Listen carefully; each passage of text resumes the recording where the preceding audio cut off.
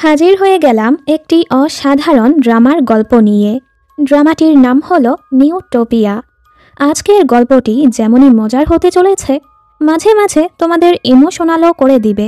এর উপর থ্রিলও আছে। সবচেয়ে বড় কথা, এই গল্পে তোমাদের পছন্দের যিশু আছে। আশা করছি সব কিছু মিলিয়ে গল্পটি তোমরা খুবই এনজয় করবে। তো চলো কথা না বাড়িয়ে শুরু করছি আজকের এক্সপ্লেনেশন। শুরুতে গল্পের নায়ক জেউনকে দেখি। মিলিটারি ট্রেনিং শেষ হতেই সে সোজা তার গার্লফ্রেন্ড ইয়ংজুর সাথে দেখা করতে যায়। জেউন তো ইয়ংজুকে দেখে খুবই খুশি, তবেও কোনোভাবেই ইয়ংজুর কাছে পৌঁছাতে পারছিল না। আসলে এটা জেউনের স্বপ্ন ছিল। কয়েক মাসই হলো ও মিলিটারি ট্রেনিংয়ের জন্য গ্যাংনাম শহরে এসেছে। গার্লফ্রেন্ডকে ছেড়ে থাকতে খুবই কষ্ট হচ্ছিল। জলদি ট্রেনিং শেষ করে বাড়ি যেতে চায়। ওর আর ওর বন্ধু ইনহোর নাইট ডিউটি ছিল। ইনহো এখনও ঘুমাচ্ছিল। সার্জেন্ট কিমের চর লাগানোতে ওর ঘুম ভাঙে।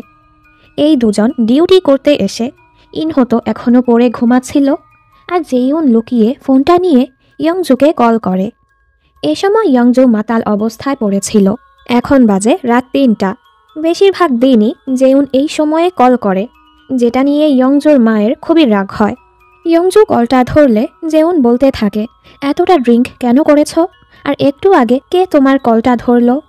ইয়ংজু বলে, আমি তো কোম্পানিতে নতুন, তাই ওনারা আমার জন্য ডিনার রেখেছে। ম্যানেজার আর আমার সিনিয়র আমায় বাসায় এগিয়ে দিয়েছে। জেউনের অনেক রাগ হয়। ইয়ংজু বলে, এখন রাত ৩টা বাজে, আমি ঘুমাবো। এর মাঝে ওর বমি আসলে ও ফোন রেখেই ওয়াশরুমে চলে যায়। আর ওর সাথে কথা বলার চক্করে জেউন সার্জেন্ট কিমের কাছে ধরা পড়ে যায়। উনি তো ওদেরকে বকা লাগায়।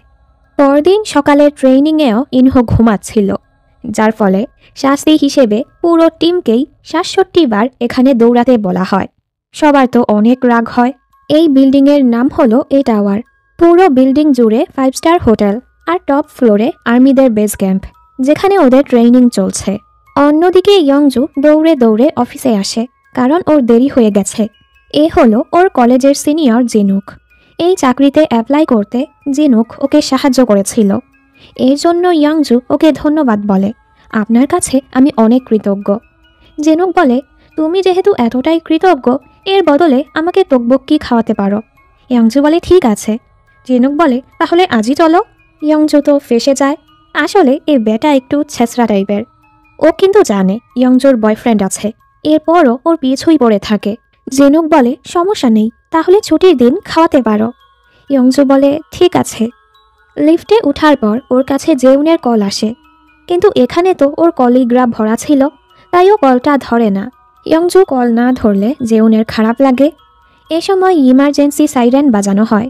সবাইকে ট্রেনিংয়ের জন্য ডাকা হয়, যে আসল যুদ্ধের সময় কিভাবে লড়াই করতে হবে। সবাই এখানে এমনভাবে নাটক করছিল যেন আসল যুদ্ধ চলছে। ইনহো আর জেউনকে মিসাইল আনার কাজ দেয়া হয়, তবে এই বোকা দুইটা সেটা ফেলে দেয়। ভাগ্যিস এটা লক করা ছিল, আর না হয়তো সবাই মরত। ইনহো আবার বলে উঠে, ব্লাস্ট হয়ে গেছে, আমরা সবাই মরে গেছি। গ্রুপের সবার মাঝে ওরা দুজন বড়, কিন্তু সবার থেকে ওরা দুজনই বোকা। ওদের কাণ্ড দেখে কমান্ডারের খুবই রাগ হয়। কমান্ডার ওদেরকে লিফটের মাধ্যমে নিচের তলায় নিয়ে আসে, আর শাস্তি হিসেবে সিঁড়ি দিয়ে ৭৭ তলায় উঠতে বলে, যেখানে ওদের বেস ক্যাম্প। এত সিঁড়ি বেয়ে তো সবার অবস্থা খারাপ হয়ে যায়। সবারই ওদের দুজনের উপর খুবই রাগ হয়। সার্জেন্ট কিম ওদেরকে আবারও শাস্তি দেয়, কমান্ডারের সামনে আমাকে এভাবে বেজ্জতি করলে এখন থেকে কেউই আর ফোন ব্যবহার করতে পারবে না, আর সবাইকে ফোন জমা দিতে বলে। এ সময় ইয়ংজু ওকে মেসেজ করছিল যে কেন ও কলটা ধরতে পারেনি। জেউন ফোনটা জমা দিতেই নিচ্ছিল, তখনই ওর ফোনে ইয়ংজুর মেসেজ আসে। জেউন মেসেজটা পড়তে চাচ্ছিল, কিন্তু সিনিয়র রেগে ওর ফোনটা নিয়ে যায়। গেয়ং এসে বলে, খাবার আনার জন্য আমার সাথে কে নিচে যাবে? জেউন খুশি হয়ে বলে, আমি যাব। ওদের লিফট আবার নষ্ট হয়ে গেছে, তাই ওরা হোটেলের লিফট ব্যবহার করতে চাচ্ছিল। হোটেলিয়ার সুজং ওদেরকে আটকায়, কারণ এটা ভিআইপি এরিয়া, ওদের এখানে আসা নিষেধ। সুজং ওদের উপর চিল্লাচ্ছিল। গেয়াং তো ওর সাথে ফ্লার্ট করাতে ব্যস্ত ছিল, কারণ ও সুজংকে পছন্দ করে। আর জেউনের নজর অন্য এক বিল্ডিংয়ে ছিল, যেখানে কয়েকজন মানুষ একজন আরেকজনের পেছনে ছুটছিল। যাই হোক, ওরা এবার বিল্ডিংয়ের কিচেন এরিয়ায় যায় খাবার নিতে। জেউন লুকিয়ে শেফ জাংয়ের থেকে ফোনটা নেয় ইয়ংজুকে কল করার জন্য। এই সময় ইয়ংজু কলিগদের সাথে খাবার খাচ্ছিল। জেউন ওর উপর চিল্লাচ্ছিল, তুমি কেন আমাকে সব কিছু এক্সপ্লেন করনি? ইয়ংজু বলে, আমি তো মেসেজ করেছি। আর কিছু বলতেই যাচ্ছিল। এ সময় জেউনের সিনিয়র ওকে ডাকলে ওকে চলে যেতে হয়। ইয়ংজুর কলিগরা ওকে ওর বয়ফ্রেন্ডের ব্যাপারে জিজ্ঞেস করে। ইয়ংজু যখন বলে ওর বয়ফ্রেন্ড মিলিটারি ট্রেনিংয়ে গিয়েছে, এই লোকগুলো এমনভাবে ওকে জাজ করতে থাকে। এতদিন তুমি তার জন্য অপেক্ষা করবে? নিশ্চয়ই তুমি এতটা বোকা না। তোমার বয়স তো কম না, 26 হয়ে গেল। তোমার বয়ফ্রেন্ডের ট্রেনিং শেষ হতে এখনও 18 মাস বাকি। ইয়ংজু বাহানা করে সাইডে চলে আসে আর আবারও ওই নাম্বারে কল করে। কিন্তু জেউন তো ওর ক্যাম্পে ফিরে গেছে। রাতের বেলা ইনহো নিজের ছেলের অসুখের মিথ্যে কথা বলে জেউনের ফোনটা নিয়ে আসে আর জেউনকে দেয়, যেন ও ইয়ংজুর সাথে কথা বলতে পারে। জেউন তো খুশি হয়ে যায়। ইয়ংজু যখন অফিস থেকে বাড়ি ফেরে ওর কাছে জেউনের কল আসে।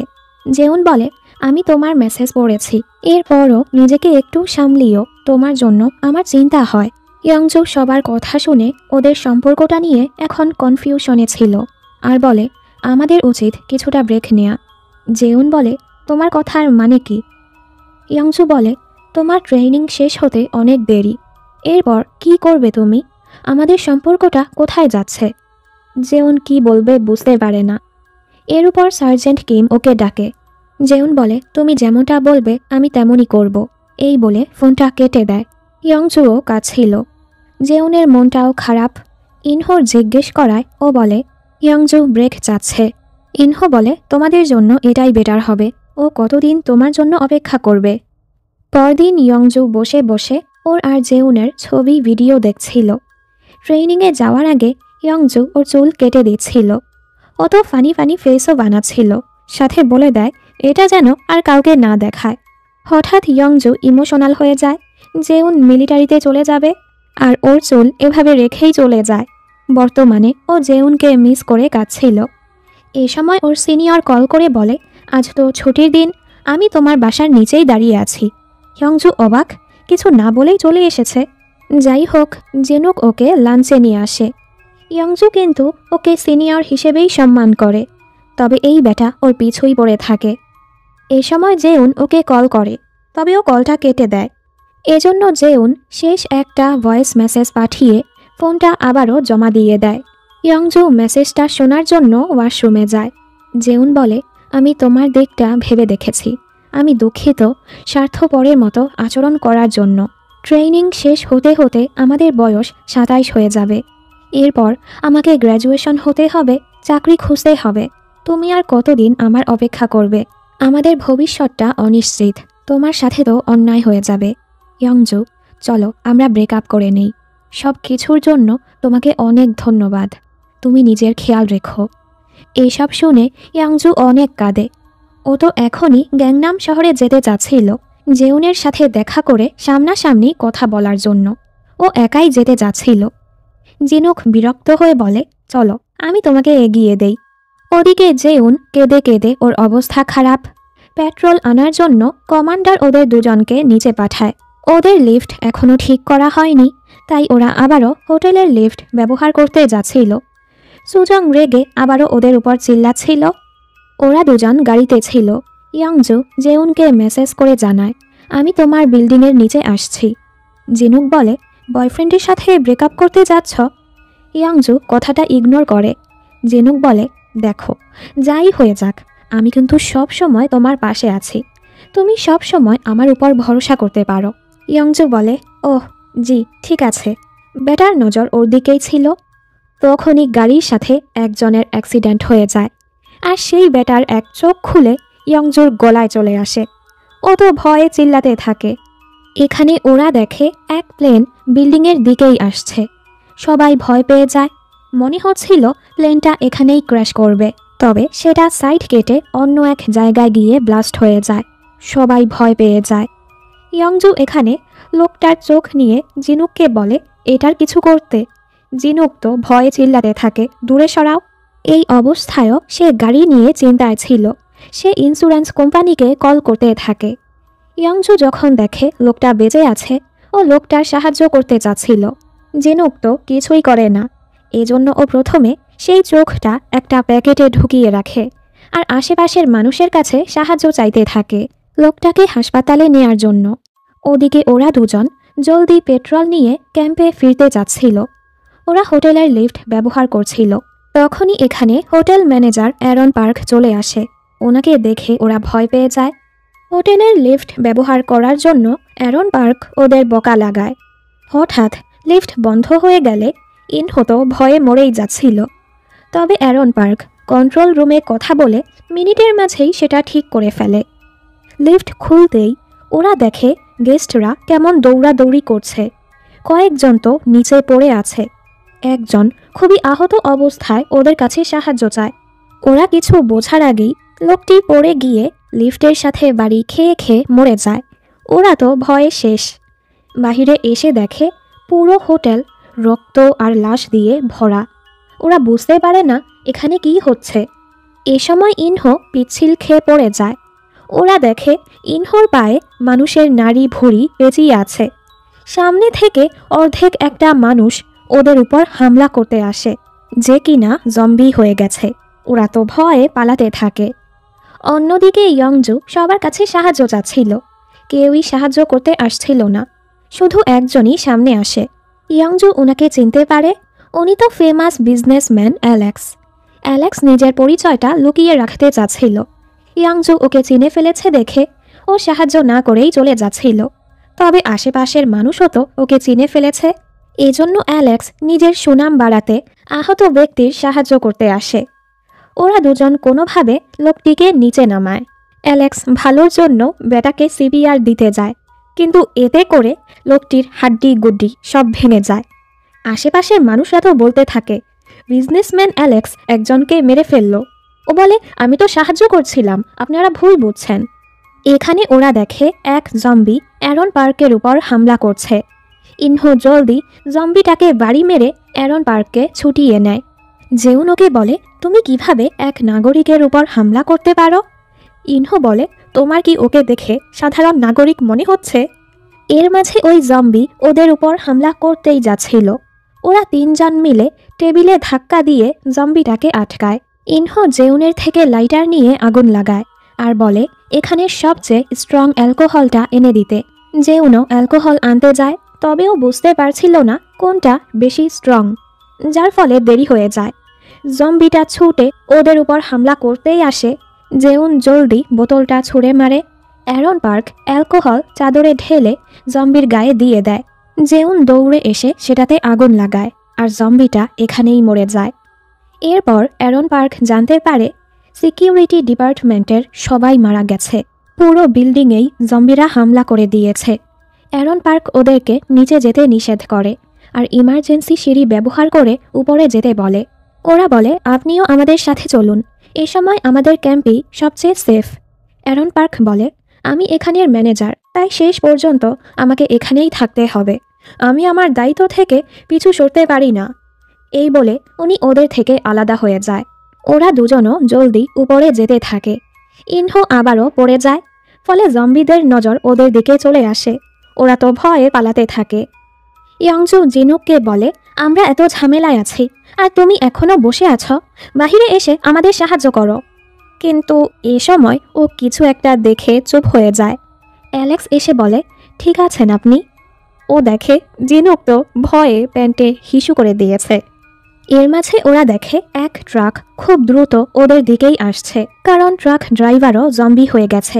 অ্যালেক্স জলদি জিনুককে গাড়ি থেকে বের করে ওকে বাঁচিয়ে নেয় আর ট্রাক এসে জিনুকের গাড়িটাকে পিষিয়ে দেয়। পুরো শহরের অবস্থাই এখন খারাপ হয়ে গেছে। খবরেও এ ব্যাপারে দেখানো হচ্ছিল। পুরো শহরেই এখন মার্শাল ল লাগিয়ে দেয়া হয়েছে। কী কারণে শহরে ইমার্জেন্সি অ্যালার্ট দেয়া হচ্ছে ওনারা এখনও সেটা জানতে পারেনি। এজন্য ওনারা এখানে থেকেই হায়ার অথরিটির আদেশের অপেক্ষা করতে থাকে। জেউন আর ইনহো এখনও ফিরেনি, ওদের জন্য ওনাদের চিন্তা হচ্ছিল। এর উপর ওদের ফোনগুলোও অফিসে জমা রাখা। অ্যালেক্স ওদের বলে এখান থেকে দূরে সরতে। জিনুক তো ওর গাড়ি ছেড়ে যেতেই চাচ্ছিল না। এ সময় জম্বিরা ওদের উপর হামলা শুরু করে। যার ফলে ওরা তিনজনই আলাদা হয়ে যায়। এক সেলুনের মহিলা ইয়ংজুকে দেখে ওকে আশ্রয় দেয়। জিনুক জম্বিদের থেকে পিছু ছাড়িয়ে এক দোকানে আসে আর সেখানে নিজের জামা কাপড় চেঞ্জ করে নেয়। ইয়ংজু ওর মাকে কল করে জানায় ও গ্যাংনাম শহরে আছে। মা বলে, তুমি জলদি জেউনের কাছে যাও, এখন আর্মি ক্যাম্পই সবচেয়ে সুরক্ষার জায়গা। ও বলে, আমি যাওয়ার চেষ্টা করব, চিন্তা করো না, আর তুমি বাসা থেকে বের হইও না। এরপর ও জেউনকে কল করে, তবে জেউনের ফোনটা তো বন্ধ হয়ে পড়ে আছে। এজন্য ইয়ংজু মেসেজ করে, জেউন ঠিক আছো তুমি? আমি তোমার বিল্ডিংয়ের কাছাকাছিই আছি, মেসেজ দেখলে আমাকে কল করো, আমি তোমার কাছে যাব। ইনহো আর জেউন অনেক কষ্ট করে সিঁড়ি দিয়ে উপরে ওঠে, তবে এখানে এসে দেখে দরজা তো লক করা।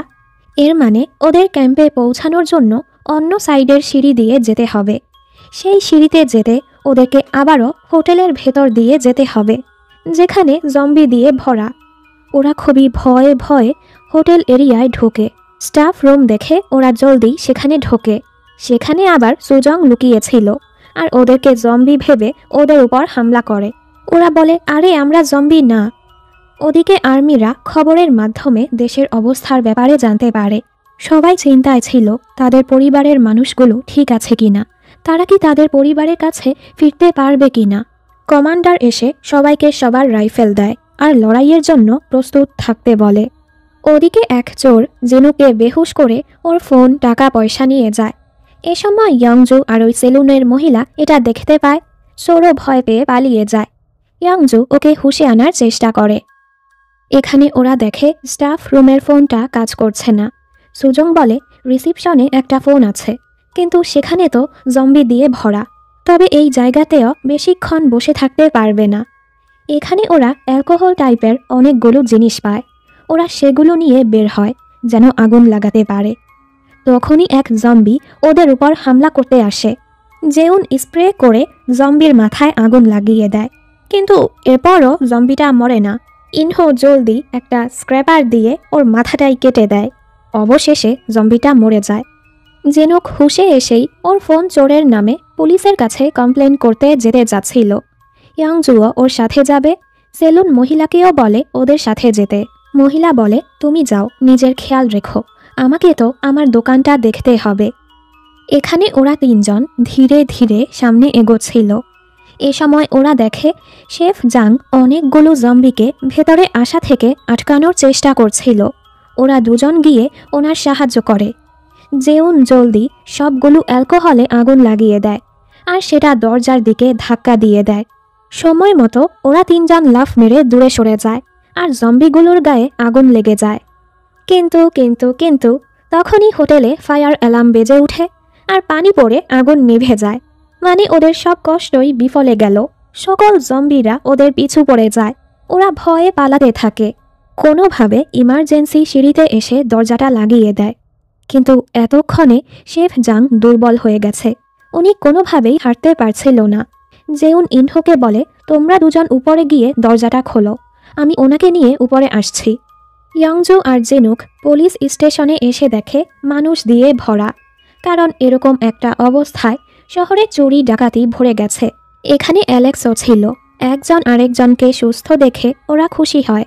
অ্যালেক্স ওদের জানায় ভেতরে কোনো পুলিশই নেই আর ওদের ফোন বন্ধ রাখতে বলে।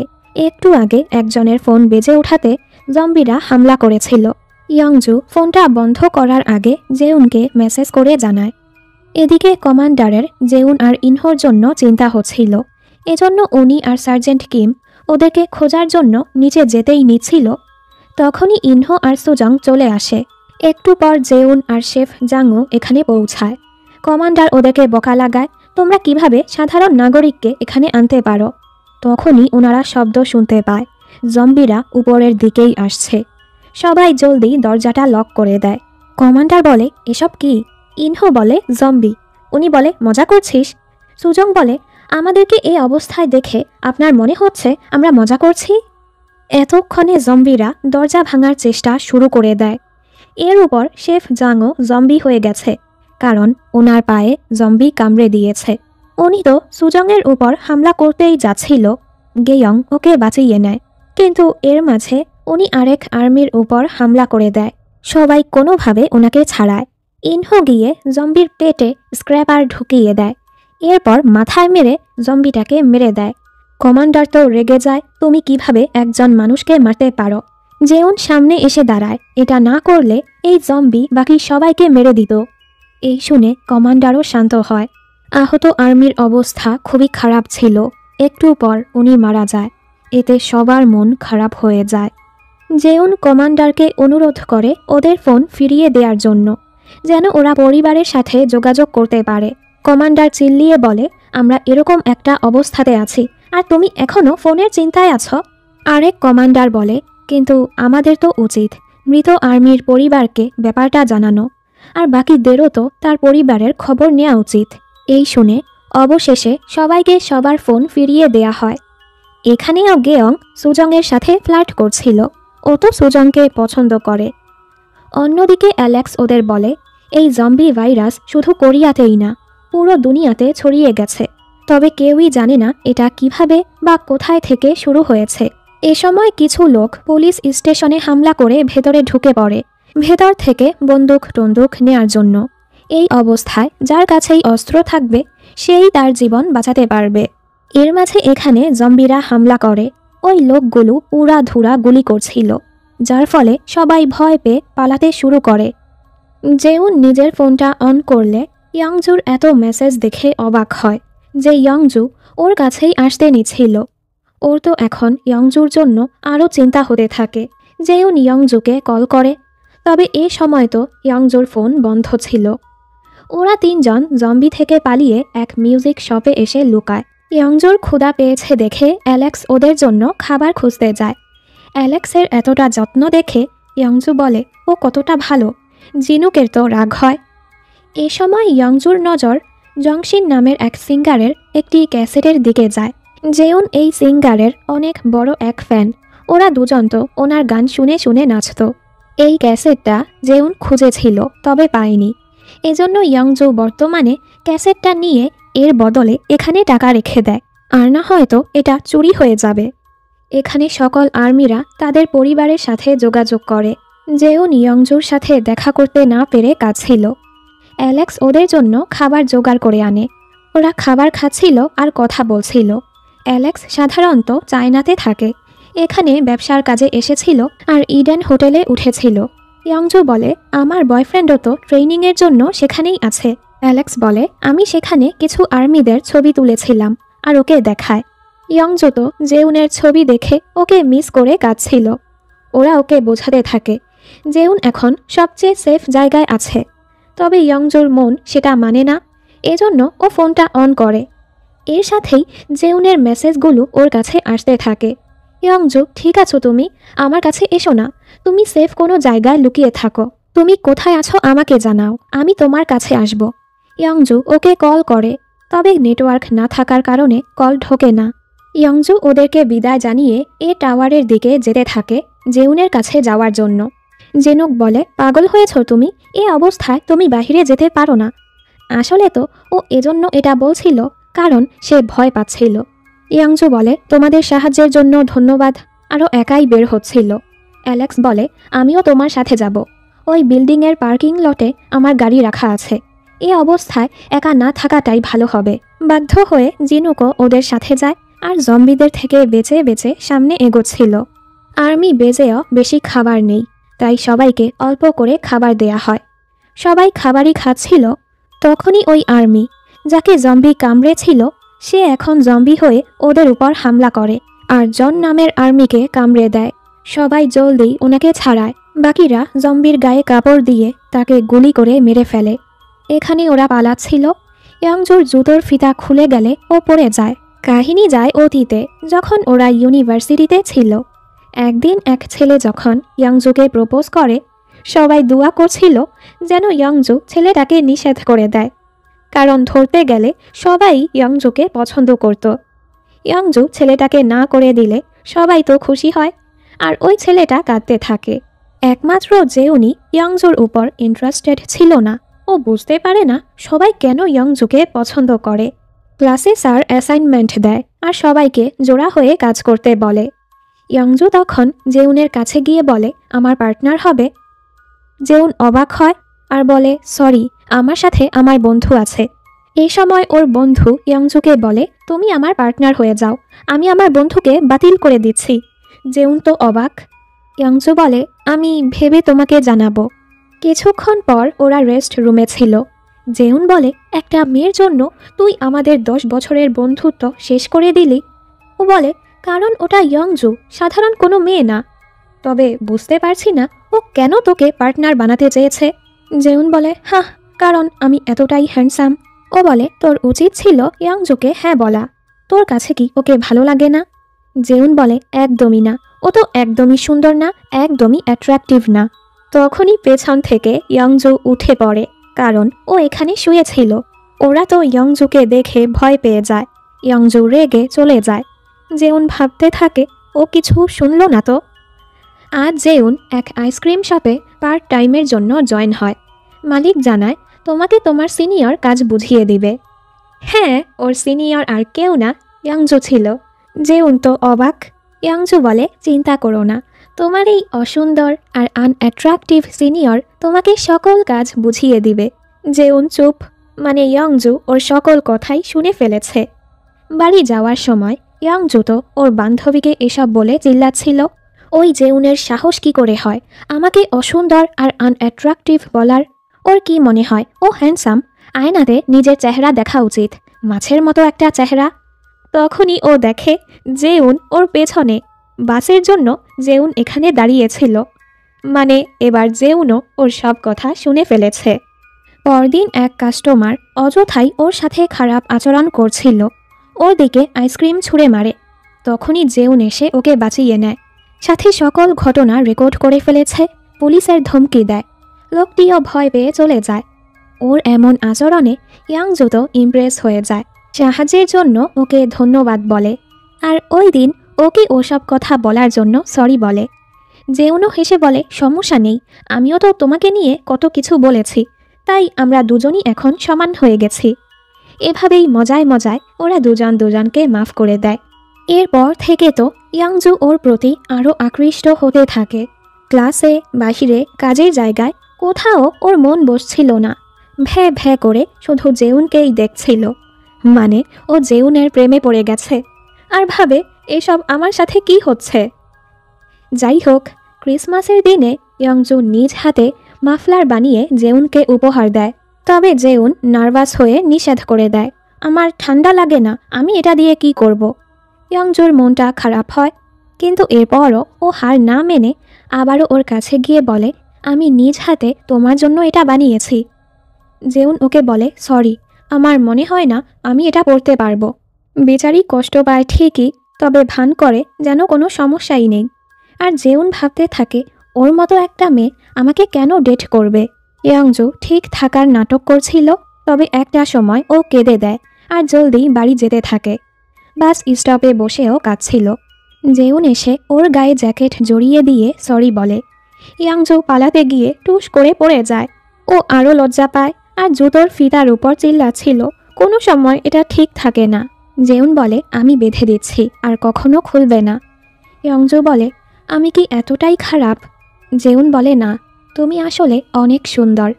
এরপরই ওদের প্রেমটা শুরু হয়েছিল। বর্তমানে এসব ভেবে ইয়ংজু কেঁদে কেঁদে জুতোর ফিতা বাঁধছিল। ওদিকে জন নামের আর্মি এখন জম্বি হয়ে ওনাদের উপর হামলা করে। কমান্ডার ভয় পেয়ে যায়। পাশে থেকে ইনহো ওর মুখে গরম পানি মারে। জম্বি এবার ওকে ধরে ফেলে। ও তো ফ্রাই প্যান দিয়ে জম্বিকে মারতে থাকে। কেউই ভয়ে গুলি করতে পারছিল না। তখনই সুজং বন্দুক নিয়ে জম্বিটাকে গুলি করে দেয়। কমান্ডার ওকে বকা লাগায় ও কেন বন্দুক ধরল। এই ঘটনার পর সবাই আরও ভেঙে পড়ে। ওদিকে ওরা তিনজন যাওয়ার পথে একটা ছেলেকে দেখে। ছেলেটার পায়ে জম্বির কামড় ছিল। অ্যালেক্স আর জিনুক তো ওকে মারতে চাচ্ছিল। ছেলেটা বলে আমি জম্বি না, আমাকে মেরো না। ইয়ংজুও ওদের থামায়। ছেলেটা বলে একে তো জম্বি আমাকে কামড়েছে, এর উপর তোমরা এমন করছো, যাও এখান থেকে যাও, তোমাদের সাহায্য লাগবে না। ওরাও চলে যেতে নিলে ছেলেটা এবার কাঁদতে থাকে, তোমরা সত্যিই চলে যাচ্ছ, আমাকে সাহায্য করো। এ সময় ওর ফোনটা বেজে উঠলে ওরা জলদি ওর ফোনটা বন্ধ করে। কিন্তু এতক্ষণে জম্বিরা ওদের পিছু পড়ে গেছে। সবাই পালাতে থাকে। আর এক ছোট্ট রেস্টুরেন্টে লুকিয়ে পড়ে। ওরা ছেলেটির হাত আর মুখ বেঁধে দেয়, যেন ও জম্বি হলেও হামলা করতে না পারে। জিনুক তো ওকে মারতে চাচ্ছিল। ছেলেটির শরীর খারাপ হলে ওরা ওর মুখ খুলে দেয়। ইয়ংজু বলে, তুমি কতগুলো ড্রিঙ্ক করেছ? ও বলে, আমি এই নিয়ে 3 বার কলেজে ভর্তি পরীক্ষা দিচ্ছি, চান্সই পাচ্ছি না, তাই হতাশায় সারা দিন ড্রিঙ্ক করেছিলাম। ফলে বাহিরে কি হচ্ছিল আমি হুঁশেই ছিলাম না। এরপর এক জম্বি আমার পায়ে কামড়ে দিয়েছে। ইয়ংজুর ওর জন্য খারাপ লাগে। অ্যালেক্স ওর জন্য পানি আনতে যাচ্ছিল, তখনই এক জম্বি ওর উপর হামলা করতে আসে। সবাই ভয়ে দৌড়াতে থাকে। তবে জম্বিটা ছেলেটাকে কিছু না করেই পাশে দিয়ে ইয়ংজুর উপর হামলা করতে যায়, কিন্তু সে উল্টে পড়ে। ওর উপর ভারী জিনিস পড়ে ও এখানেই মারা যায়। অ্যালেক্স লোকটির পকেট থেকে একটি ডিভাইস বের করে আর সেটা দিয়ে চেক করে ছেলেটা কতটা ড্রাঙ্ক হয়ে আছে। ছেলেটা হাইলি ড্রাঙ্ক ছিল। অ্যালেক্স বলে, তোমরা তো দেখেছ জম্বিটা কিভাবে ওকে না কামড়ে চলে গেছে। তো আমার মাথায় 2টা থিওরি আসছে। 1, তুমি যদি অনেক মাতাল থাকো জম্বি তোমার উপর হামলা করবে না। 2, জম্বি তোমাকে কামড়ানোর সময় যদি তুমি ড্রাঙ্ক থাকো তাহলে তুমি জম্বিতে পরিণত হবে না। ওরা তো অ্যালেক্সের কথা শুনে হাসে। অ্যালেক্স বলে, এটা শুধু একটা ধারণা, এছাড়া আমাদের কাছে কোনো রাস্তাও নেই। এবার ওরাও অ্যালেক্সের কথা মেনে নেয়। ড্রিঙ্ক শুরু করার আগে ও জেউনকে কল করে, তবে জেউনের বিল্ডিংয়ে তো নেটওয়ার্ক ছিল না, তাই কল ঢোকে না। ইয়ংজু আবারও ওকে মেসেজ করে জানায়, আমি তোমার বিল্ডিংয়ের আশেপাশেই আছি। ওদিকে জেউন ইয়ংজুকে এতটাই মিস করছিল রাতে ঘুমাতেও পারছিল না। সকাল হতেই ও ইয়ংজুকে কল করে, তবে বিল্ডিংয়ে নেটওয়ার্ক না থাকার কারণে কলই ঢুকে না। ওরা সবাই সুজংকে জিজ্ঞেস করে, তুমি কিভাবে এত ভালো করে গুলি করলে? সুজং বলে, আসলে স্কুল থাকতে আমি একজন প্রফেশনাল শুটার ছিলাম। সবাই তো ইমপ্রেস হয়ে যায়। তখনই সবাই গুলির শব্দ শুনতে পায়। সবাই গিয়ে দেখে আরেকজন কমান্ডার নিজেকে মেরে দিয়েছে, কারণ উনিও জম্বি হয়ে যাচ্ছিল। এসব দেখে জেউন ভাবে এখানে থেকে অপেক্ষা করার আর কোনো মানেই হয় না।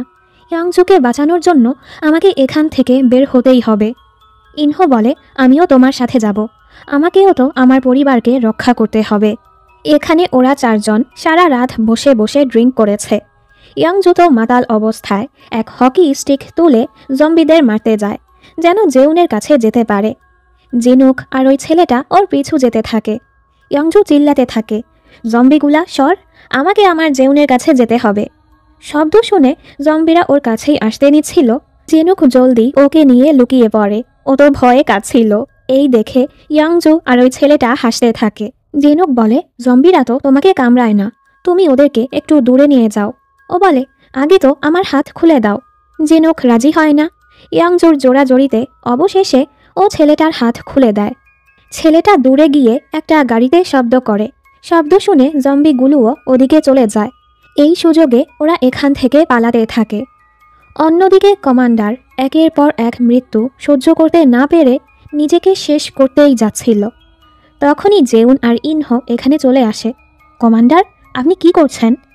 উনি তো নার্ভাস হয়ে যায় আর বাহানা করে বলে, আমি দেখছিলাম এমনিতেই, মানে ইমোশনাল একটা সিনকে ফানি বানিয়ে দিল। ওরা বলে, দেখুন আমাদের কাছে বেশি খাবার নেই, আমরা এখানে কিভাবে সার্ভাইভ করব। মানে ওরা বলতে চাচ্ছিল এখান থেকে বের হওয়া উচিত। তখনই হেডকোয়ার্টার থেকে কল আসে, সাপ্লাইয়ে ভরা হেলিকপ্টার দুপুরের মাঝেই ওনাদের এখানে আসবে। সবাই তো খুশি হয়ে যায়, খাবার দাবার আসবে। জেউনের মনটা খারাপ হয়। ও তো বের হয়ে ইয়ংজোর কাছে যেতে চাচ্ছিল। সবাই হেলিকপ্টারের অপেক্ষা করছিল, তবে হেলিকপ্টারটা কেমন যেন কাঁপছিল। ইনহোর ব্যাপারটা সন্দেহ হয়। ও বুঝতে পারে হেলিকপ্টারেও জম্বিতে ভরা। ও জলদি ব্যাপারটা কমান্ডারকে জানায়। কমান্ডারও দেখে সত্যিই তো, এখন কোনোভাবেই এই হেলিকপ্টারটাকে এখানে ল্যান্ড করতে দেয়া যাবে না। জিনুক ইয়ংজুকে নিয়ে এক দোকানে ঢোকে। ছেলেটাও এখানে ঢুকতে চাইলে জিনুক ওকে ঢুকতে দেয় না আর ওকে টিস করতে থাকে। ছেলেটা দেখে পাশের দরজাটা তো খোলা আর ওকে ভেঙ্গিয়ে ঢুকে পড়ে। এর মাঝে দোকানের বাহিরে অনেকগুলো জম্বি চলে আসে। অ্যালেক্স হিরোর মতো এসে অ্যালকোহল আর আগুন দিয়ে ওদেরকে মেরে দেয়। ইয়ংজু আর ছেলেটা তো এসব কিছু খুবই এনজয় করছিল। দেন অ্যালেক্সও ভেতরে ঢোকে। ওদিকে ওরা সবাই হেলিকপ্টারে গুলি করছিল, যেন এটা কোনোভাবেই ছাদে ল্যান্ড না করে। শেষে মেশিন গান দিয়ে হেলিকপ্টারটাকে নিচে ফেলা হয়। ওরাও দোকান থেকে বের হয়ে এই ঘটনা দেখতে পায়। যেহেতু সামনে রাস্তা ফাঁকা ছিল, ওরা এই টাওয়ারের দিকে যেতে থাকে। হেডকোয়ার্টার থেকে কমান্ডারকে বোকা লাগানো হয় হেলিকপ্টারটা ব্লাস্ট করার জন্য, কারণ ওটা অনেক দামি। মানে ওনাদের নিয়ে কোনো চিন্তাই নেই। কমান্ডারের খুবই রাগ হয়।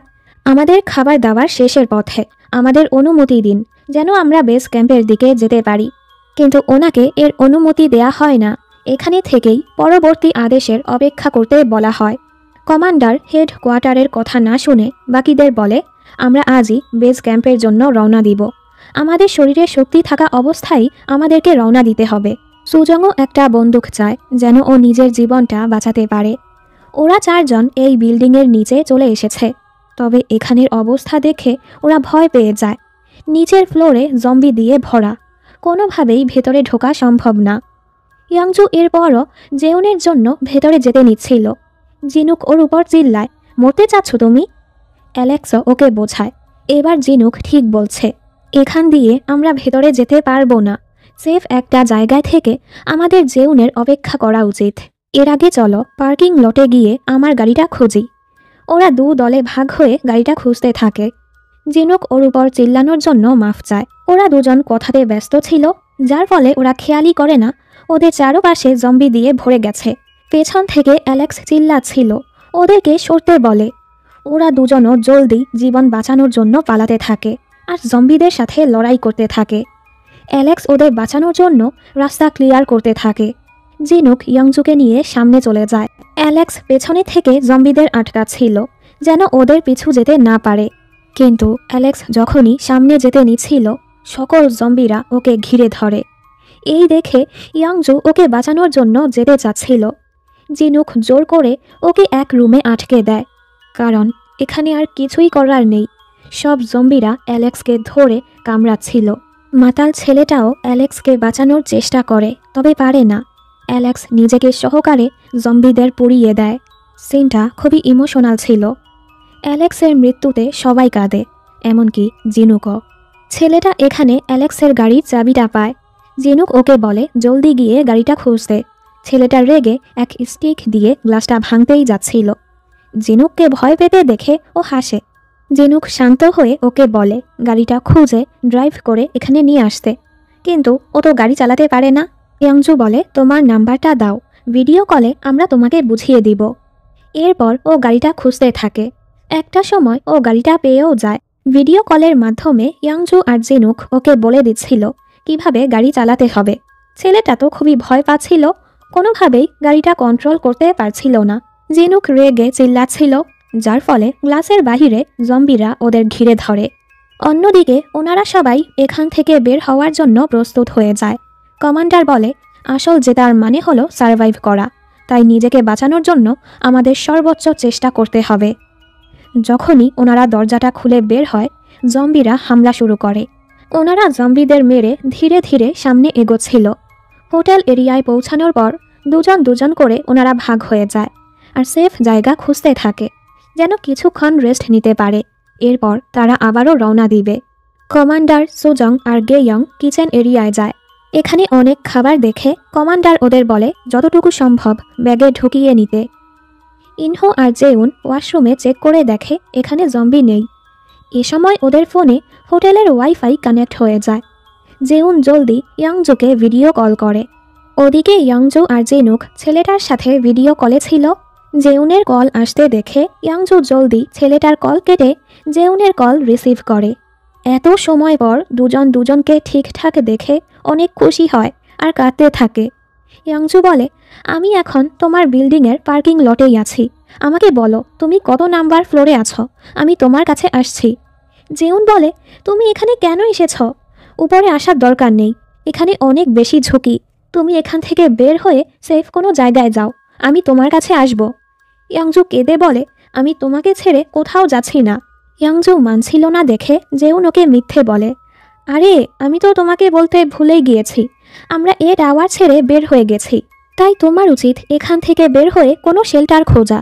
ইনহো ওকে বলে, কমান্ডার বলেছে আমরা এখান থেকে সুসো শহরে যাব, সেখানে আশ্রয়স্থল বানানো হয়েছে। এজন্য জেউনও ইয়াংজুকে সুসো শহরের দিকে যেতে বলে, সেখানেই আমাদের দেখা হবে। এর মাঝে ইয়াংজোর ফোনের চার্জ শেষ হয়ে ফোনটা বন্ধ হয়ে যায়। ও তো কাঁদতে থাকে। জেউন ভাবে জলদি ওকে এখান থেকে বের হতে হবে, যেন ও ইয়াংজোকে রক্ষা করতে পারে। এ সময় ওরা গুলির শব্দ শুনে জলদি সেদিকে যায়। আরেকটা জম্বি ওদের উপর হামলা করতেই যাচ্ছিল। কোয়াংশিক সেটাকে মেরে দেয় আর সবাই সামনে এগোয়। কিচেনে ওনারা শেফ পাওলোকে পায়। উনিও সুস্থ ছিল, তাই ওনারা শেফ পাওলোকেও ওনাদের সাথে নিয়ে নেয়। এরপর সবাই একসাথে খাবার খেতে বসে। কমান্ডার বিয়ার নিতে আবারও কিচেনে যায়। তখনই আলমারি থেকে একটা জম্বি বের হয়ে ওনার উপর হামলা করে দেয়।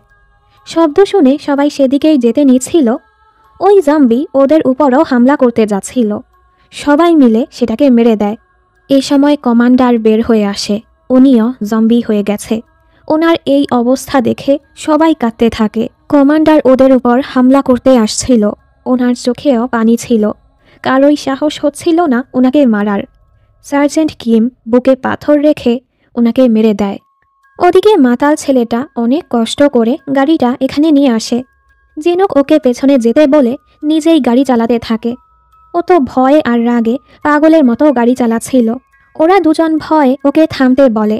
জিনুক উল্টো ছেলেটাকে অপমান করছিল। প্রথমে ও চুপ করে থাকলেও পরে রেগে গিয়ে ওর গলা চেপে ধরে। আর একবার অপমান করলে আমি এক্ষুনি তোমাকে কামড়ে দিব। জিনুকও ওকে সরি বলে। দেন বলে প্রথমে আমরা হাসপাতালে যাব। ইয়াংজু বলে জেউন বলেছে সুসো শহরের দিকে যেতে। জিনুক রেগে বলে সেটা অনেক দূর। প্রথমে আমরা হাসপাতালে যেয়ে নেই, সেখানে আমরা ওর চিকিৎসা করতে পারবো। এরপর আমরা সুসো শহরের দিকে যাব। ছেলেটা যখন বুঝতে পারে আসলে তো জিনুকেরও ওর জন্য চিন্তা হচ্ছে, ওর চোখে পানি চলে আসে। মানে এই স্বার্থপর জিনুকও এখন ভালো হয়ে গেছে। এ সময় ওর শরীর খারাপ হলে ও গাড়ি থেকে বের হয়। দেন বলে এখন আমার উচিত বাড়ি গিয়ে পড়াশোনা করা। একদিন তো সব কিছু ঠিক হবে, আমাকে আবারও পরীক্ষা দিতে হবে। ইয়ংজু বলে আগে আমাদের সাথে হাসপাতালে চলো। ও বলে আমাকে নিয়ে চিন্তা করো না, তোমরা যাও। এ সময় ওরা দেখে আশেপাশের জম্বিরা ওদের দিকেই আসছে। ছেলেটা চিল্লিয়ে বলে যাও এখান থেকে। আসলে ও বুঝতে পেরেছে ও খুব জলদি জম্বি হয়ে যাবে। এজন্য ও ইচ্ছে করেই ওদের থেকে আলাদা হয়ে যাচ্ছে, যেন ওদের উপর হামলা না করে। জিনুকও গাড়ি চালাতে শুরু করে। জম্বিরা ওদের পিছু যেতে নিলে ছেলেটা জম্বিদের আটকাতে থাকে। ওরও কষ্ট হচ্ছিল। ইয়াংজুরও খুবই খারাপ লাগছিল। ওর মনে পড়ে ওরা তো ছেলেটির নাম জিজ্ঞেস করতেই ভুলে গেছে। জিনুক বলে ও জম্বি হয়ে গেছে, আমাদের সাথে আসলে আমরাও মরতাম। আসলে ওরও কষ্ট হচ্ছিল। এতক্ষণে ছেলেটার সাথে ওরও অ্যাটাচমেন্ট হয়ে গেছে। ছেলেটা কেঁদে কেঁদে ওদের যেতে দেখছিল আর জম্বিদের আটকাচ্ছিল।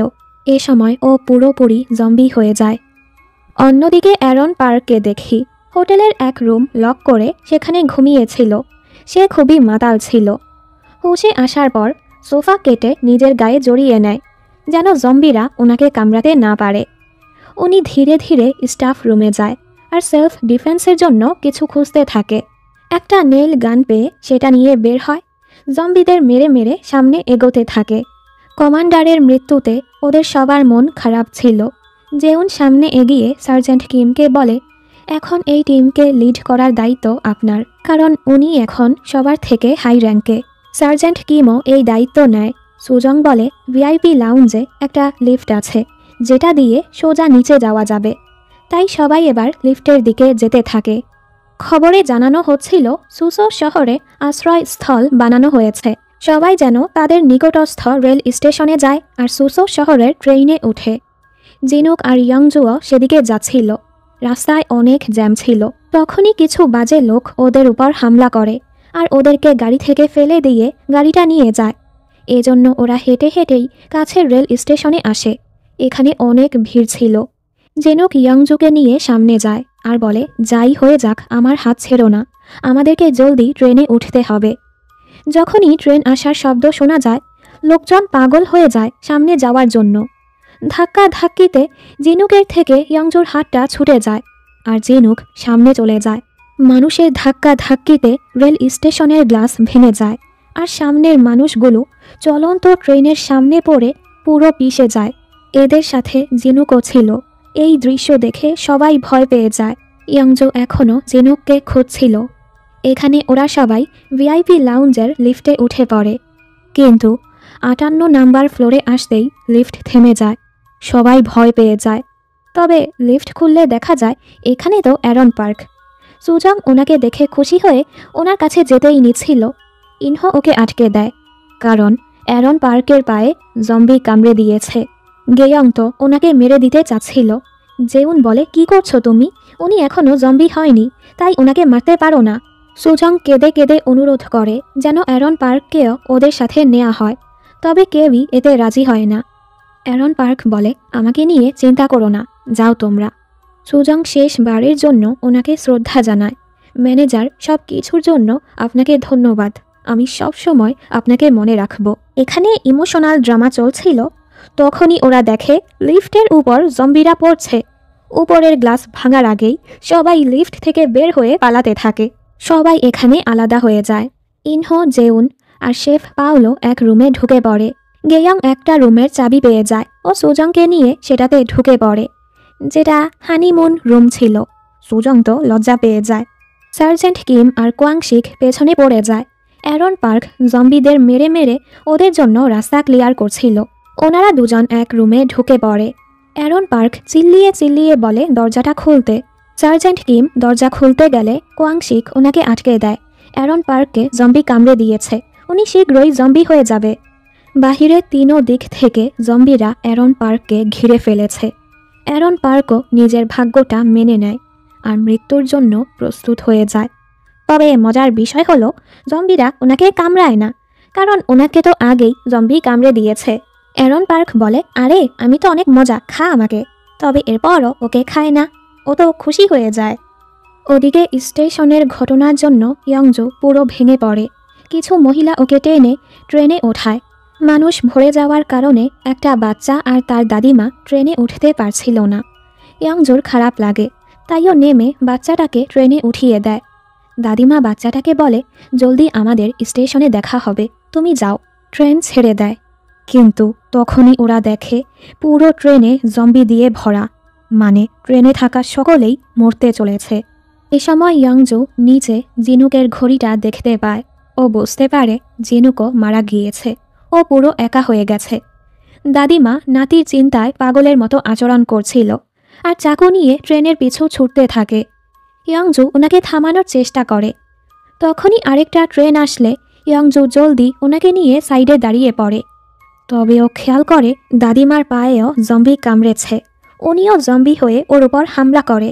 ইয়ংজু কোনোভাবে ওনার মাথাটা ট্রেনের সাথে পিষে দেয়। পুরো ট্রেনেই জম্বি ভরা ছিল। ইয়ংজু এখানে অনেক ভেঙে পড়ে। এ সময় ওর মনে হচ্ছিল ওর মা ওকে ডাকছে, আর শব্দ অনুসরণ করে ও স্টেশনের কন্ট্রোল এরিয়ায় ঢুকে পড়ে। এই জায়গাতেও জম্বি ভরা ছিল। ইয়ংজু পালিয়ে এক স্টাফ রুমে ঢুকে পড়ে। প্রথমে ও ফোনটা চার্জ দেয়, এরপর সেলফ ডিফেন্সের জন্য কিছু খুঁজতে থাকে। এখানে ও একটা চেইন স পায়, কিন্তু সেটা কাজ করছিল না। যেহেতু ও মেকানিক্যাল ইঞ্জিনিয়ারের ছাত্রী ছিল, নিজের দক্ষতাকে কাজে লাগিয়ে সেটা ঠিক করে ফেলে আর জম্বির সাথে লড়াই করতে নিজেকে প্রস্তুত করে নেয়। ওরা সবাই রুমে বসে বসে ওয়াকি টকির মাধ্যমে কথা বলছিল আর ভাবছিল এখন কি করা যায়।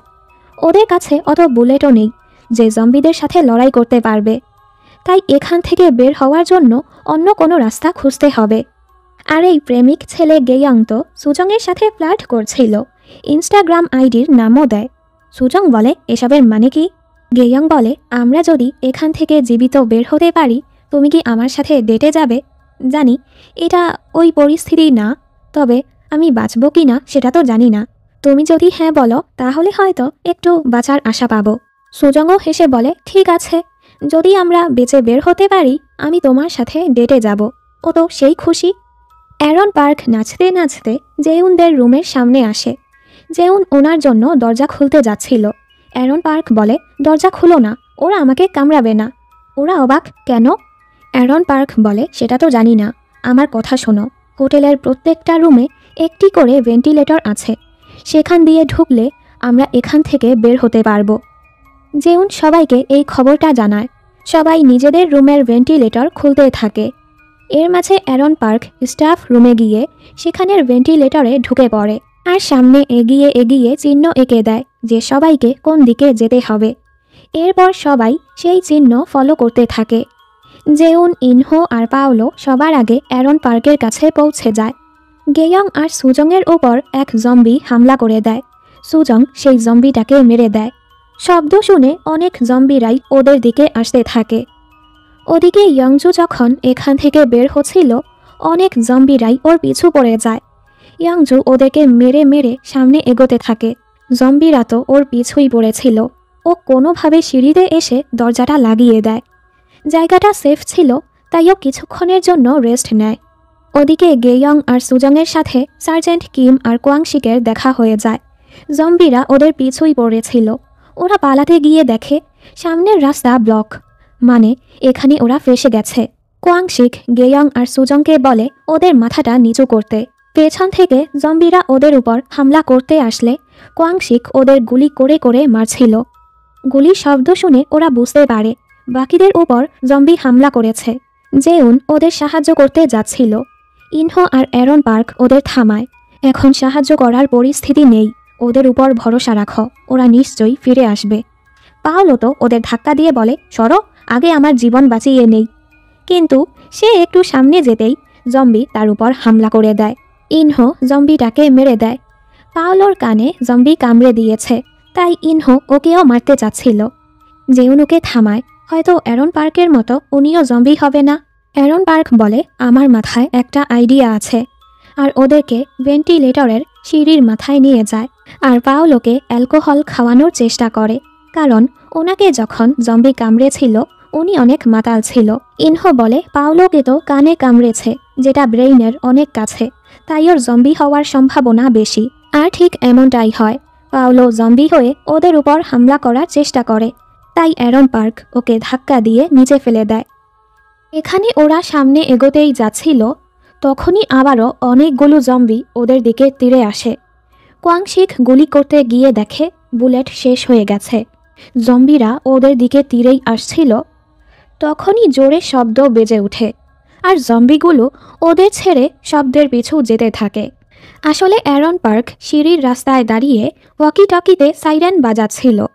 জম্বিরা যখনই শব্দ ফলো করে এদিকে দৌড়াতে থাকে, একে একে সবগুলো সোজা নিচে পড়তে থাকে।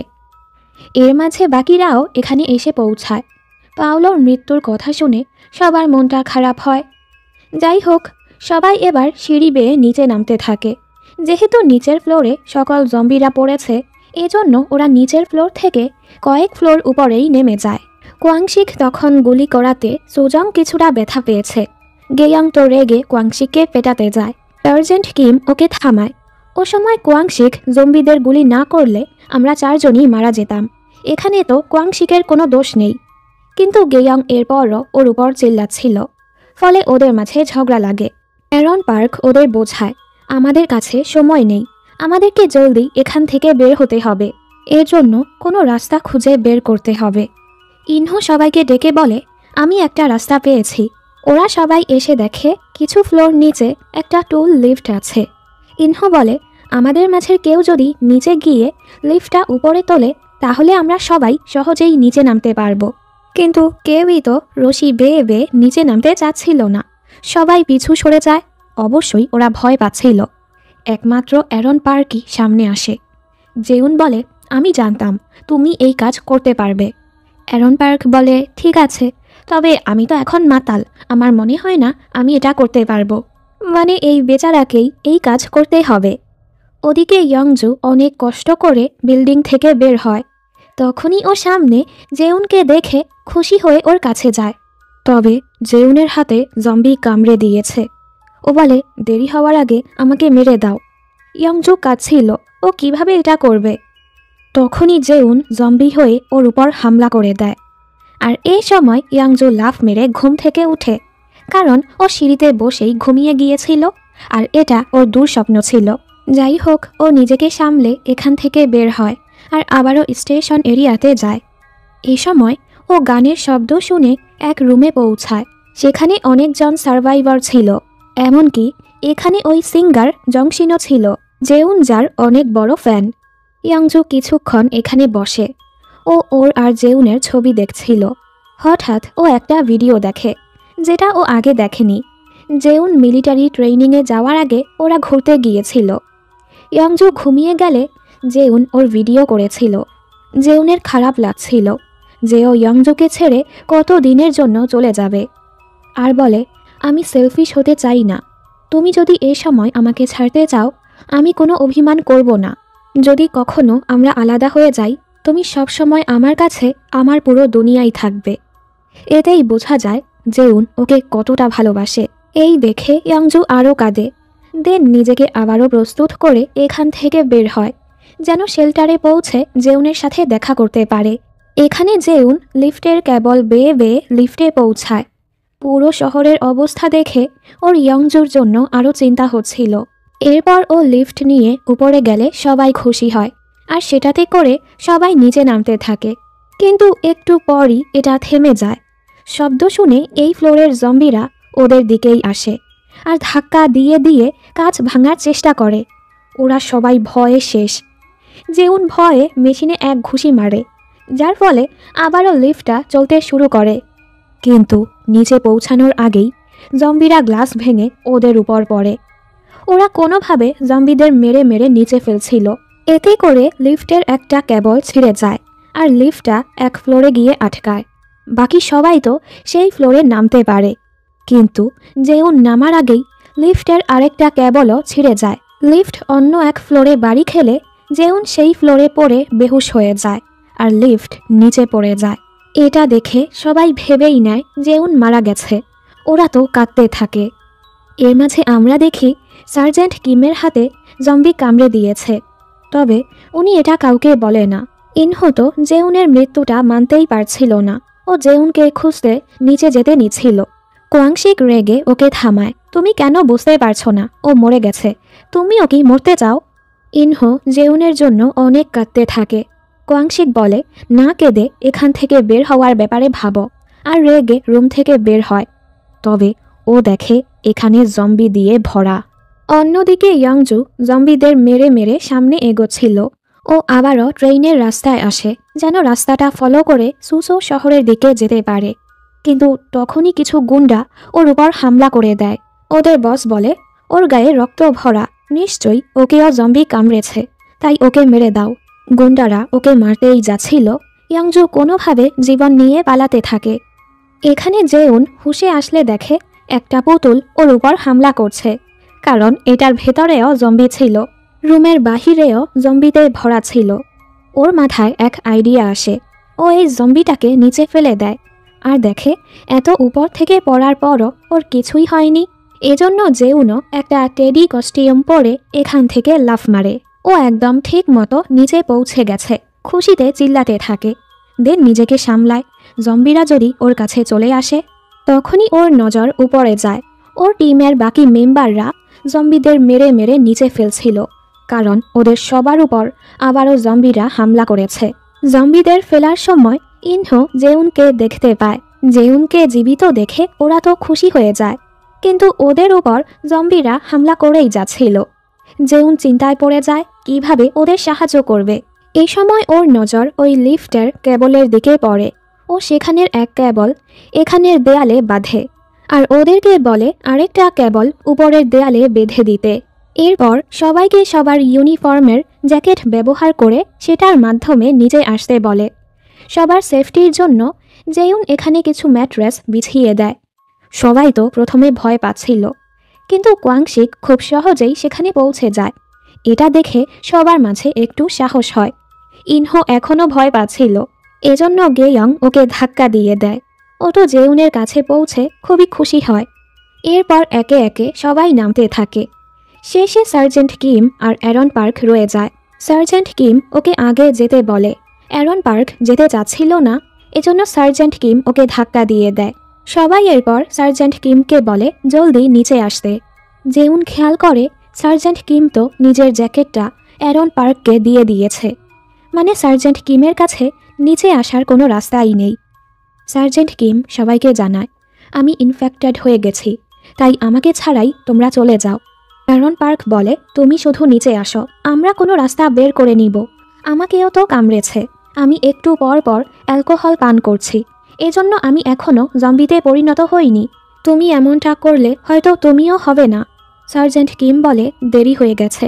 এখন তোমাদের একজন আরেকজনের খেয়াল রাখতে হবে, আর এখান থেকে জীবিত বের হতে হবে। এটাই তোমাদের জন্য আমার শেষ অর্ডার। জেউন ওনাকে বোঝাতে চাইলে সার্জেন্ট কিম ওনার ওয়াকি টকিটা বন্ধ করে দেয়।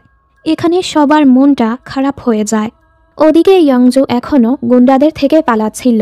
লুকানোর জন্য ও এক ট্রেনে উঠে পড়ে। গুন্ডারা ওর পিছুই পড়েছিল।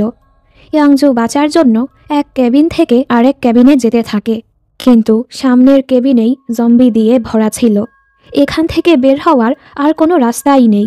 গুন্ডারা ওর পিছু পিছু এখানে এসে দেখে এখানে তো ওর হেলমেট পরে আছে। ওরা ইয়ংজুকে ধরার জন্য কেবিনের দরজাটা খুলতেই জম্বিরা ওদের উপর হামলা করে দেয়।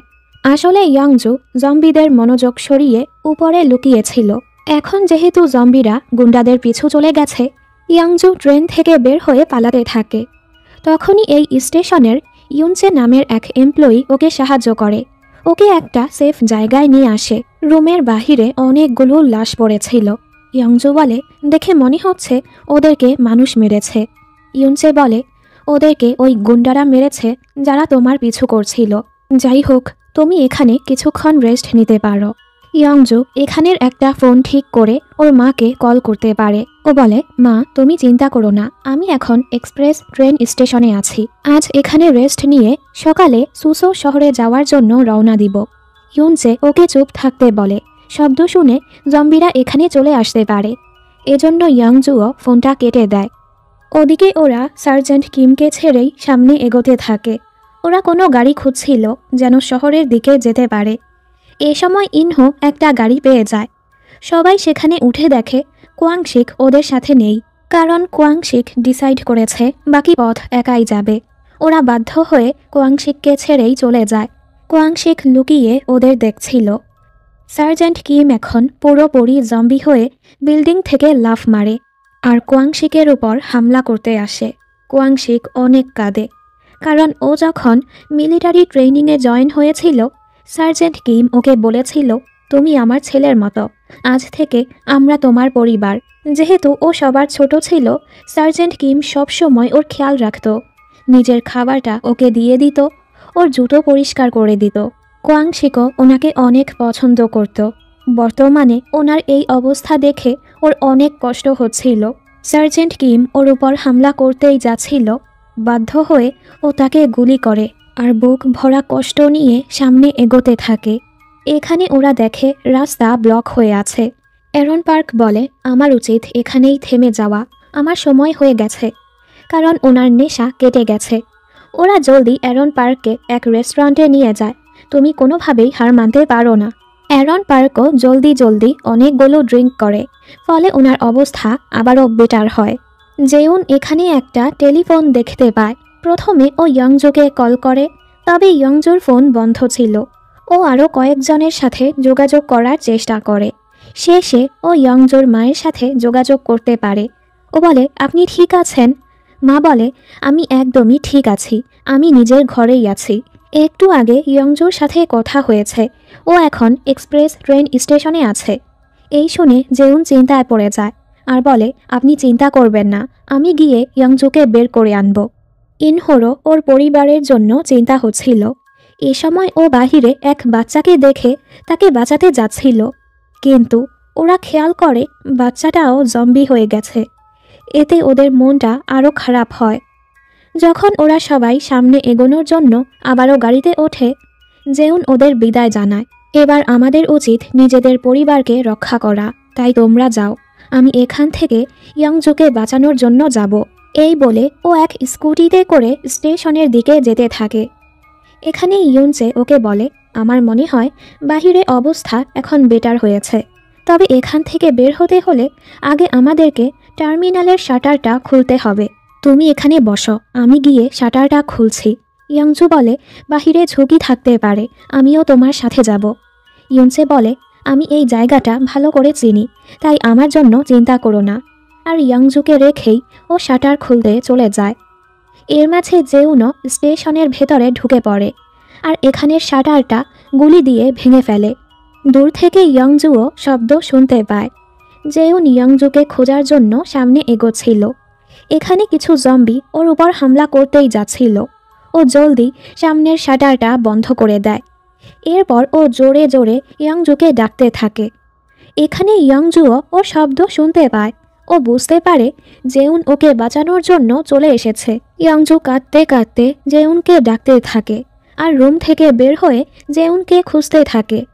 জেউনও শব্দ শুনে সেটা ফলো করতে থাকে, কিন্তু রাস্তায় ওর উপর অনেকগুলো জম্বি হামলা করে দেয়। ইয়ংজুও জেউনকে খুঁজেই যাচ্ছিল। একটা সময় ও জেউনকে দেখে দৌড়ে ওর কাছে যায়।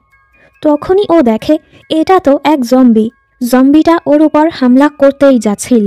তখনই পেছন থেকে জেউন এসে সেটাকে মেরে দেয়। এত সময় পর দুজন দুজনকে ঠিক অবস্থায় দেখে খুশিতে কাঁদতে থাকে। ইয়ংজু বলে, আমাকে তো এখন খুবই বাজে লাগছে। ও বলে, না, তোমায় অনেক সুন্দর লাগছে। এরপর ওরা সামনে এগোতে থাকে। একটু সামনে যেতেই অনেকগুলো জম্বি ওদের উপর হামলা করতে আসে। ওরা ভয় পেয়ে যায়, কিন্তু জেউন কিছু করার আগেই ওর টিম মেম্বাররা এসে সবগুলো জম্বিকে মেরে দেয়। এই সিনটা সুন্দর ছিল। জেউন ওদের দেখে অবাক হয়ে বলে, তোমরা এখানে কি করছো? ওরা বলে, আমরা ডিসাইড করেছি আমাদের টিম মেম্বারকে একা ছাড়ব না। আমরা একসাথে থাকলে আমাদের বাঁচার সম্ভাবনা বেশি থাকবে। আমরা আমাদের পরিবারের সাথে কথা বলেছি, তারা সবাই ঠিক আছে। আমরা একত্রিত হয়েই একে একে নিজেদের পরিবারকে রক্ষা করব। ইয়ংজু জিজ্ঞেস করে, এরা কারা? জেউন খুশি হয়ে বলে, আমার বন্ধু। ইয়ংজুর বলাতে ওরা সবাই এখানে ইউনচের জন্য অপেক্ষা করে। তবে অনেক সময় পার হওয়ার পরও ইউনচে আসছিল না। জেউন বলে, এবার আমাদের যাওয়া উচিত। ও রাজি হচ্ছিল না, আরও কিছুক্ষণ অপেক্ষা করতে চাচ্ছিল। ইনহো বলে, ইউনচে নিজে তোমাকে রক্ষা করে এখানে নিয়ে এসেছে। ইয়ংজু বলে, হ্যাঁ। ইনহো বলে, রুমের বাহিরে যে লাশগুলো পড়ে আছে এটা কখনের? ইয়ংজু বলে, আমি যখন এসেছিলাম তার আগেই সেগুলো সেখানে পড়েছিল। এটা শুনে ইনহো জেউনের সাথে কথা বলতে রুমের বাহিরে আসে আর ওই লাশগুলো দেখায়। জেউন অবাক, কারণ সেই লাশের মাঝের একটা ইউনচের লাশ ছিল। এর মানে ইয়ংজু এখানে আসার আগেই ইউনচে মারা গিয়েছে। হয়তো ইউনচের আত্মা ইয়ংজুকে সাহায্য করেছে, আর না হয় সব কিছু ইয়ংজুর হ্যালুসিনেশন ছিল। ইয়ংজু যখনই বাহিরে আসে ওরা ইয়ংজুকে আটকে দেয়, যেন ব্যাপারটা বুঝতে না পারে। ইনহো মিথ্যে বলে, আরে আমি তো বলতে ভুলেই গিয়েছিলাম। এখানে আসার সময় আমরা এক মেয়েকে যেতে দেখেছি। ওর গেট আপ ওরকমই ছিল যেমনটা তুমি ইউনচের ব্যাপারে বলেছ। ইয়ংজু খুশি হয়, যাক, তাহলে ইউনচে সেফলি এখান থেকে বের হয়েছে। ও তো আর সত্যটা জানে না, তাই ইয়ংজুও সবার সাথে বের হয়। খবরে বলা হচ্ছিল এখন যেন কেউই সুসো শহরের দিকে না যায়, কারণ সেখানে এখন জম্বিতে ভরে গেছে। সবাইকে এখন জেজু আইল্যান্ডের দিকে যেতে বলা হয়। সেখানে নতুন করে আশ্রয়স্থল বানানো হয়েছে। ওরাও সেদিকে যাচ্ছিল। জেউন আর ইয়ংজু এত সময় পর একসাথে হয়ে খুবই খুশি ছিল। ইয়ংজু ওকে ওই সিঙ্গারের ক্যাসেটটা দেয়। ইয়ংজু তো সেখানে ওনার অটোগ্রাফও নিয়ে এসেছে। এই দেখে জেউন খুশি হয়। ওদের খুশি দেখে বাকিরাও খুশি হয়। ওরা ব্রিজের উপর দাঁড়ায় একটু রেস্ট নেয়ার জন্য। পুরো শহরের অবস্থা দেখে ওদের খারাপ লাগে। ইয়ংজু বলে, তো এখন আমরা তো ব্রেকআপ করব না, তাই না? জেউন বলে, এখন তো আমাদের ব্রেকআপের কোনো কারণই নেই। এই অবস্থার পর আমার গ্র্যাজুয়েশন কমপ্লিট করার কোনো মূল্যই নেই। এজন্য তোমাকে আর আমার অপেক্ষা করতে হবে না। যদিও পরিস্থিতি স্বাভাবিক না হয়, আমি সব সময় তোমার সাথেই থাকব। যা কিছুই হয়ে যাক, আমি তোমার পাশে থেকে তোমাকে রক্ষা করব। ইয়ংজু বলে, হয়তো আমি আমাদের রক্ষা করব, কারণ জেউন মাত্র 9 জনকে মারলেও ইয়ংজু মেরেছে 59 জনকে। এই সময় ওদের সামনে বড় এক বিল্ডিং ব্লাস্ট হয়। ইনহো বলে, এখানে দাঁড়ানোর সময় নেই। সবাই আবারও গাড়িতে বসে পড়ে আর নিজেদের রক্ষা করার জন্য সামনে এগোতে থাকে। অবশেষে জেউন আর ইয়ংজু আবারও একসাথে হলো। গেয়ং আর সুজংও খুশি ছিল। আর এই হ্যাপি এন্ডিংয়ের সাথে ড্রামাটি এখানেই শেষ হয়ে যায়।